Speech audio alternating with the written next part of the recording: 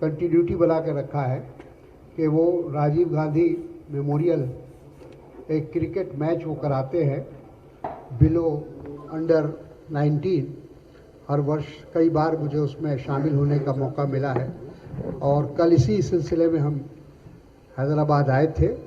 कल उस कार्यक्रम का उद्घाटन करना था। जब हैदराबाद आए तो मैंने महसूस किया, ज़रूरी समझा कि गांधी भवन जो हम लोगों के लिए बहुत ही महत्व रखता है, वहाँ जाना चाहिए। और साथ में जब गांधी भवन आ रहे थे तो बहुत समय से हैदराबाद के पत्रकारों से सीधा मेरा संवाद नहीं हुआ था, इसलिए मैंने सोचा कि इसका लाभ उठाया जाए। और रेवंत रेड्डी साहब जो हमारे अध्यक्ष हैं, उनकी भी इच्छा थी कि यहाँ प्रेस वालों को संबोधित करें, तो इसलिए आज आपके बीच में आया हूँ। आज तेलंगाना की जो राजनीति है वो आप सबको वाकिफ़ है, सब उससे परिचित हैं।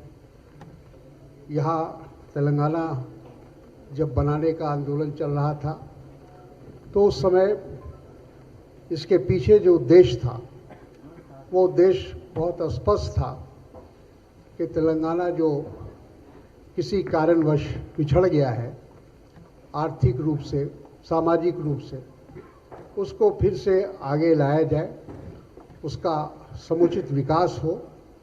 यहाँ की जो मूल समस्या है वो चाहे गरीबी है, चाहे बेरोजगारी है, पानी की समस्या है और इस तरह की जितनी भी समस्याएं थी वही उसका समाधान होगा। एक नया राज्य बनेगा, एक खुशहाल राज्य बनेगा और जो भी समस्या जो उस समय थी उसका समाधान हो। लेकिन अब 8 साल पूरे हो गए हैं और यहाँ की जो सरकार है, यहाँ के जो मुख्यमंत्री हैं, जहाँ तक मैं जानता हूँ, मुझे बताया गया है कि जब उनको हैंडओवर किया गया था सरकार हम लोगों ने, तो 10,000 करोड़ सरप्लस था राज्य के पास। लेकिन आज शायद 5 लाख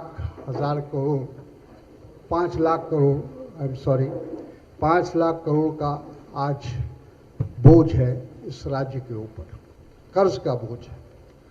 तो क्या अंतर आया, क्या नहीं आया, ये तो हम अपनी आंखों से देख रहे हैं, महसूस कर रहे हैं।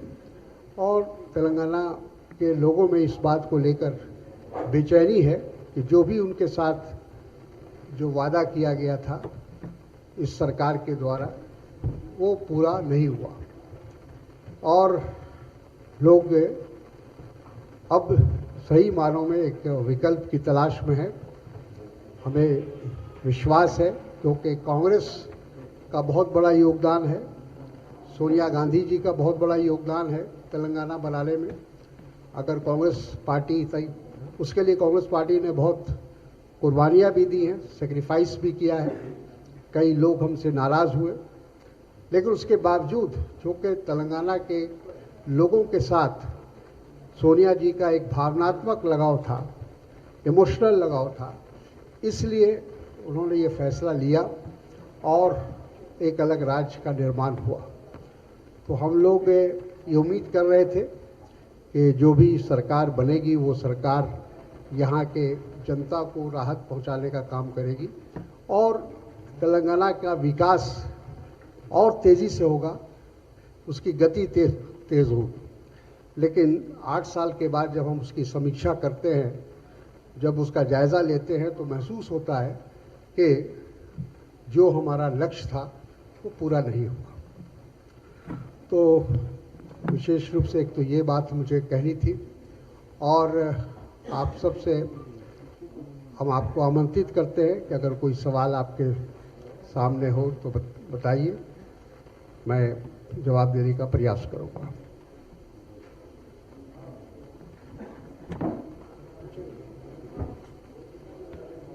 तो आप, I welcome your question.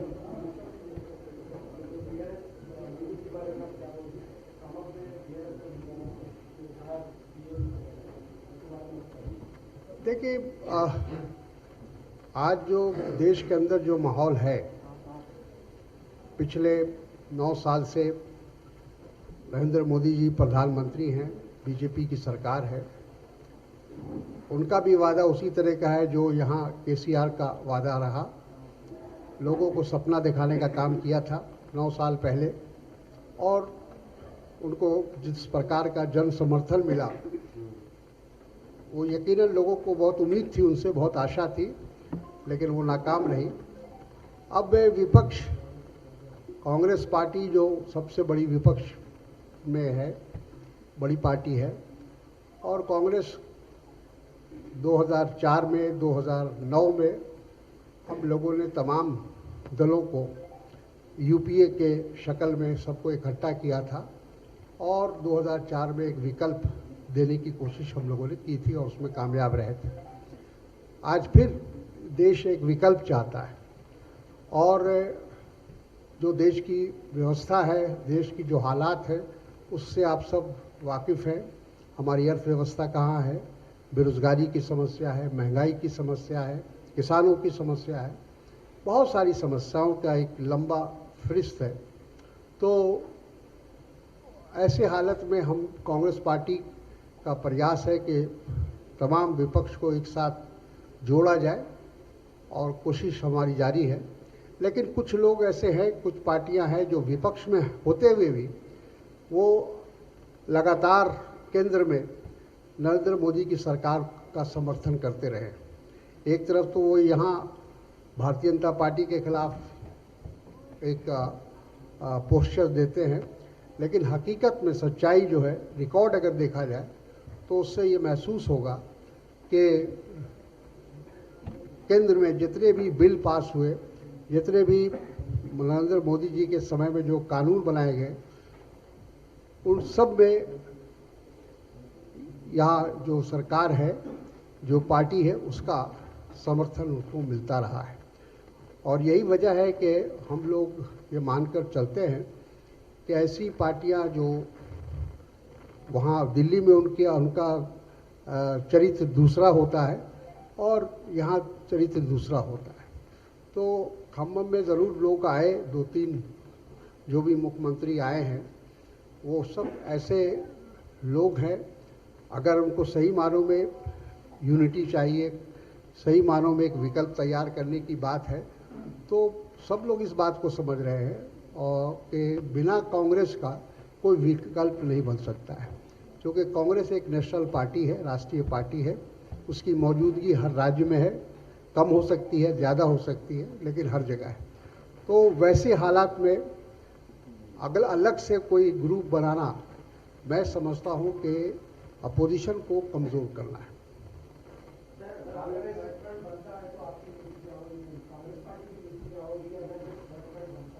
देखिए, थर्ड फ्रंट का एक्सपीरियंस कई बार हो चुका है हमारे देश में। देवे गौड़ा जी बने थे प्रधानमंत्री, गुजराल साहब बने थे प्रधानमंत्री।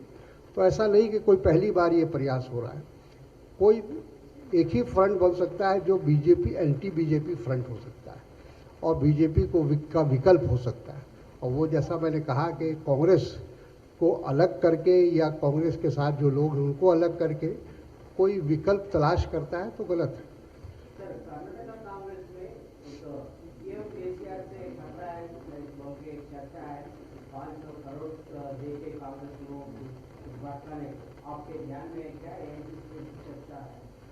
देखिए, सवाल ये है कि केसीआर का जो राजनीति रही है पिछले 8 साल में, तो वो कांग्रेस को कमज़ोर करने की राजनीति रही है। उन्होंने हमेशा कांग्रेस को कैसे नुकसान पहुंचाया जाए। कहा जाता है कि नॉर्थ में जो है ये काम केजरीवाल को दिया गया है और साउथ में केसीआर को दिया गया है। तो ये दोनों को बांटा गया है। भारतीय जनता पार्टी के द्वारा ये जिम्मेदारी इन लोगों को दी गई है कि विपक्ष को कभी एक नहीं होने देना है। जिस दिन विपक्ष एक हो जाएगा, जाहिर है परसेंटेज ऑफ वोट अगर आप देखिए 2019 का देखिए, 2014 का देखिए, तो मेजॉरिटी जो है वो बीजेपी के खिलाफ है, वो नरेंद्र मोदी के खिलाफ है।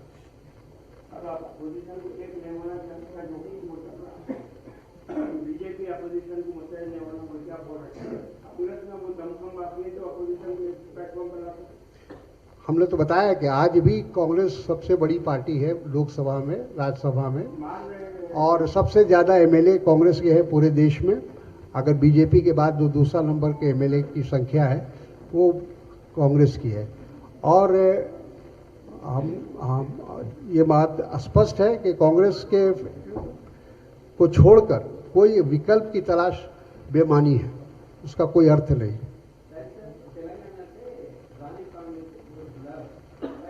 करेक्ट, बिल्कुल।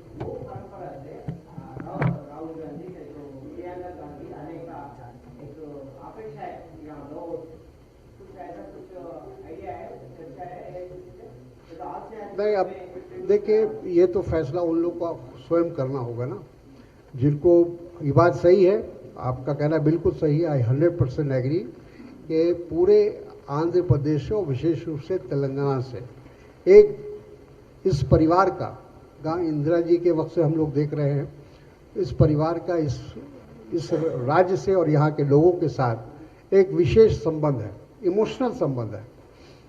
हमें याद है कि इंदिरा अम्मा के नाम से वोट मिलता था और सब जगह हम लोग जाते थे, उसका जो रिस्पांस मिलता था।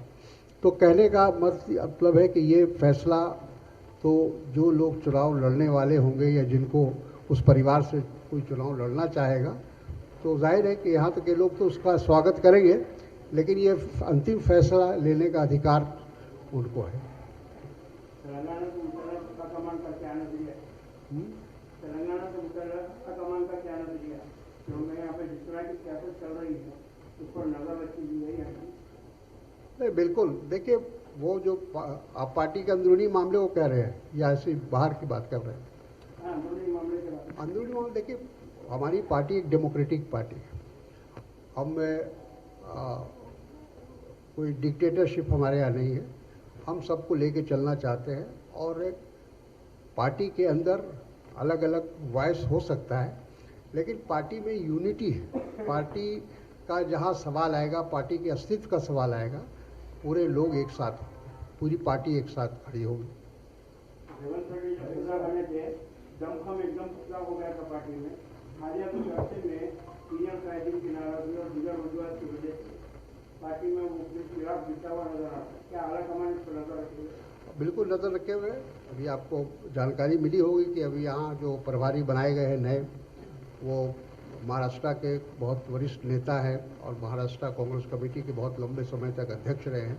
एक लंबा उनको अनुभव है, तो उनको ये जिम्मेदारी दी गई है। हमें उम्मीद है, विश्वास है। यहाँ नदीम साहब बैठे हैं, आईसीसी के सेक्रेटरी हैं, ये उनके साथ अटैच हैं और हमको पूरा विश्वास है कि उनके गाइडेंस में तेलंगाना कांग्रेस मजबूत होगा।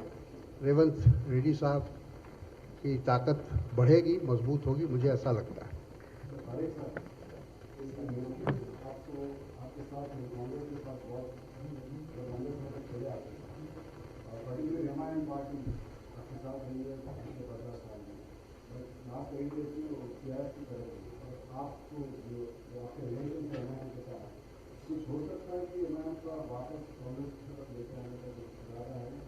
मुझे नहीं लगता है। और एमआईएम का जो रोल है आज नेशनल लेवल पर, विशेष रूप से यहाँ क्या है तो रेवंत रेड्डी साहब बताएंगे, लेकिन राष्ट्रीय स्तर पर तो वो भारतीय जनता पार्टी की बी टीम है। वो बी टीम के रूप में काम कर रही है। जहाँ जहाँ उनको जिम्मेदारी दी जाती है भारतीय जनता पार्टी की ओर से कि कांग्रेस को हराना है, सेकुलर वोट को बांटना है, तो वहाँ या तो वो जाते हैं या केजरीवाल जी जाते हैं। ये दोनों का काम यही है नॉर्थ इंडिया में ख़ास तौर पर, कि सेकुलर वोटों को बांटना है। आज ही जो है बीबीसी की रिपोर्ट आई है कि गुजरात में जो प्रधानमंत्री हुए थे उसके लिए रात नरेंद्र मोदी को जिम्मेदार बताया गया। देखिए, ये बात तो खुद भारतीय जनता पार्टी के जो पूर्व प्रधानमंत्री थे और नेता थे अटल बिहारी वाजपेयी जी, उन्होंने तो प्रेस कॉन्फ्रेंस में ये बात कही थी कि राजधर्म राजधर्म निभाने का काम नहीं किया उन्होंने।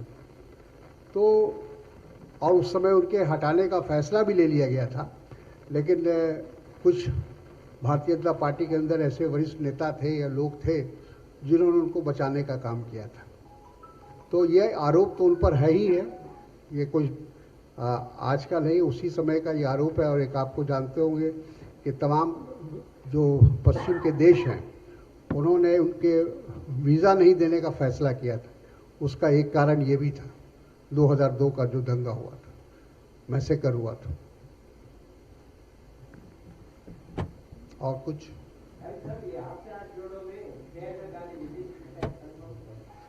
देखिए को तो घूमेंगे सब जगह हम लोगों का, उसके लिए भी हम चाहेंगे कि हम तेलंगाना के लोगों को धन्यवाद दें, उनको बधाई दें कि पिछले दिनों जो भारत जोड़ो यात्रा यहाँ आई और राहुल जी के नेतृत्व में, तो जिस प्रकार से राहुल जी का और उस यात्रा का अभिनंदन हुआ, स्वागत हुआ, वो ऐतिहासिक था। आप लोग खुद पत्रकार हैं, आप लोगों ने अपने महसूस किया होगा कि चार मीनार में जिस तरीके से लोग आए और जिस तरह से जन समर्थन दिया लोगों ने उस यात्रा को, वो ऐतिहासिक है, तारीखी है। तो हमें उम्मीद है, हम लोग चाहते हैं कि जो मोमेंटम उससे बना है भारत जोड़ो से पूरे देश के अंदर, उस मोमेंटम को बनाए रखना है। और जब तक हमारे लक्ष्य की पूर्ति नहीं होती, यानी देश में सामाजिक धार्मिक सद्भाव हो, गरीबी कम हो, बेरोजगारी कम हो, भ्रष्टाचार कम हो, इन तमाम चीज़ों पर हमारा फोकस था भारत जोड़ो यात्रा में। और उसकी प्राप्ति तक जब तक हम अपने गोल को पा नहीं लेते हैं, तब तक किसी न किसी रूप से हम जनता से हमारा संपर्क बना रहेगा। और हाथ से हाथ जोड़ो उसी का एक अंग है और वो कंटिन्यूटी है जो भारत जोड़ो का हमारा उद्देश्य था। उसी उद्देश्य को लेकर हम हाथ से हाथ जोड़ो करेंगे और उसमें सभी हमारे राष्ट्रीय नेता पूरे देश का दौरा करेंगे और तेलंगाना भी आएंगे।